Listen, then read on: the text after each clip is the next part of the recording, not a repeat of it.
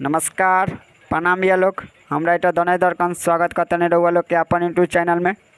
तो हाँ भी आज हम लेके आयल बनी रउआ लोग खातिर नया ट्रैक देवी गीत है भैया लोग। बहुत ही खूबसूरत सॉन्ग बा, लेडीज मैटर है, रउआ लोग के बहुत पसंद आई। बहुत ही अच्छा सॉन्ग बा भैया लोग। तो हाँ भैया एक बात और कहल चाहता नहीं, अगर वो सिंगर बनी सिंगर बनल चाहता नहीं तो हमारे चैनल से जुड़ जाए, कैसे कि सिंगर से रिलेटेड वीडियो लेके आते रहने भैया लोग। गाना कैसे लिखल जाला, गाना में तुकबंदी कैसे मिलावल जाला, डेली नया नया मैटर लेके आते रहने भैया लोग। तो हमारे चैनल का सब्सक्राइब कर ली और बेल आइकन कॉल करके घंटी के दबा दी। तो चलिए भैया बिना स्किप किए वीडियो के स्टार्ट करल जाओ। तो चलिए भैया रउआ लोग के पहले एक नज़र पढ़ के बता दी, बाद में डेमो गा दें भैया लोग। तो चलिए लोग स्टार्ट करल जाओ। खुलल द्वार दरबार देवी माई के, लेली ऐसैया सामान सब पुजाई के। ये दो बार आई भैया लोग। लालसा बा मन में पूरा दिन, एक बार आई भैया लोग। ए जी घरे घरे, एक बार आई भैया लोग। ऐसैया घरे घरे गुजे नाम माई के, चल के चुनरिया चढ़ा देना। ये दो बार आई भैया लोग। तो चलिए लोग रउआ लोग के डेमो गा के सुना दे स्पष्ट हो जी भैया लोग।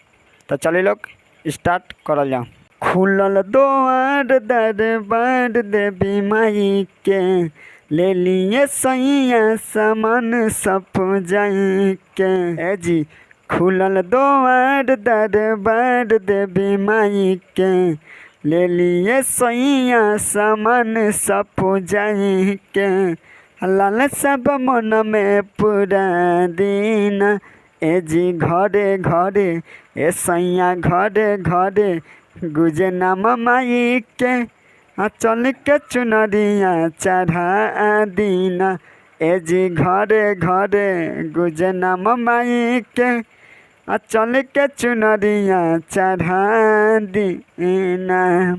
तो ये रहा मुखरा भैया लोग। कैसा लगला, अच्छा लगला ना। तो एक अंतरा कल सुबह रिलीज करम भैया लोग। कल सुबह रहुआ लोग तैयार है हम लोग। तो चलिए लोग एगो वीडियो के लाइक कर दी लोग, एगो प्यारा से कमेंट कर दी लोग।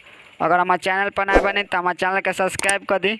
तो चलिए मिलेगी अगले वीडियो में, तब तक बाय, जय हिंद। कल सुबह तैयार है हम लोग।